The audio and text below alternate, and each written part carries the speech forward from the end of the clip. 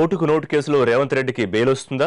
ఈ రోజు కోర్టులో ఏం జరుగుతుంది? తెలుగు రాష్ట్రాల ప్రజలు ఆసక్తిగా గమనిస్తున్న విషయం ఇది. మరోవైపు కేసులో విచారణ వేగంగా సాగుతోంది. ఫోరెన్సిక్ ల్యాబ్ నివేదిక కావాలంటూ ఎన్నికల సంఘం ఏసీబీ కోర్టును కోరాయి.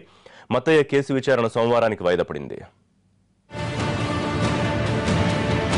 ఓటుకు నోటు కేసు కీలక దశకు చేరుకుంది. ఇటు ఏసీబీ కోర్టులో అటు హైకోర్టులో కేసు విచారణలు జోరుగా సాగుతున్నాయి. వీడియో ఆడియో టేపుల కాపీలను ఏసీబీ కోర్టుకు సమర్పించింది ఎఫ్ఎస్ఎల్. తమ దగ్గర ఆధారాలు లేనందున వీడియో ఆడియో కాపీలను ఇవ్వాలని కోర్టును కోరామన్నారు ఏసీబీ పబ్లిక్ ప్రాసిక్యూటర్. వాటి యొక్క ఆడియో విజువల్ రికార్డింగ్ కానివ్వండి, ఆడియో రికార్డింగ్ కానివ్వండి, కాపీసు ఇన్వెస్టిగేషన్ కోసం కావాలని కోర్టు ద్వారా అభ్యర్థించడం జరిగింది. ఆ సంబంధించిన కాపీలు హార్డ్ డిస్క్లో రికార్డ్ చేసి కోర్టులో ఎఫ్ఎస్ఎల్ వాళ్ళు ఇవ్వడం జరిగింది. అందులో ఉన్న సంభాషణ ట్రాన్స్క్రిప్షన్ వాళ్ళు చేయడం లేదు కాబట్టి మేము ఇది చేయలేము అని చెప్పి కూడా కోర్టుకు చెప్పినారు. కోర్టు వారిని మేము మాకు రికార్డింగ్స్ యొక్క కాపీ ఇస్తే మేము దాన్ని ట్రాన్స్క్రిప్షన్ చేస్తాము అని చెప్పినాము.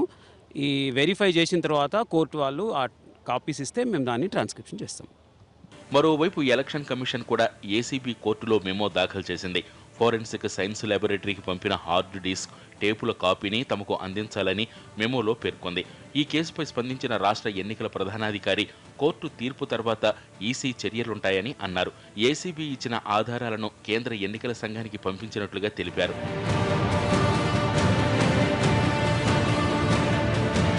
ఇక కోర్టుల విషయానికి వస్తే స్టీఫెన్సన్ వేసిన నాట్ బిఫోర్ పిటిషన్పై తీర్పు సోమవారానికి వాయిదా పడింది. కేసులో advocate general, Stephenson lawyer, Mattayya లాయర్ల వాదనలు విన్న హైకోర్టు ఎలాంటి తీర్పు వెల్లడిస్తుందన్నది ఉత్కంఠగా మారింది. ఇక రేవంత్ రెడ్డి బెయిల్ పిటిషన్ పైన ఇవాళ హైకోర్టులో విచారణ జరగనుంది. బెయిల్ కోసం కొన్ని రోజుల క్రితం రేవంత్ రెడ్డి హైకోర్టును ఆశ్రయించారు. ఇప్పటికే దీనిపై వాదనలు కూడా జరిగాయి. కేసును ఇవాళ్టికి వాయిదా వేసిన కోర్టు ఏం చెబుతుందో అన్నది ఆసక్తిగా మారింది. రేవంత్ రెడ్డి కస్టడీ మరో 3 రోజులుంది.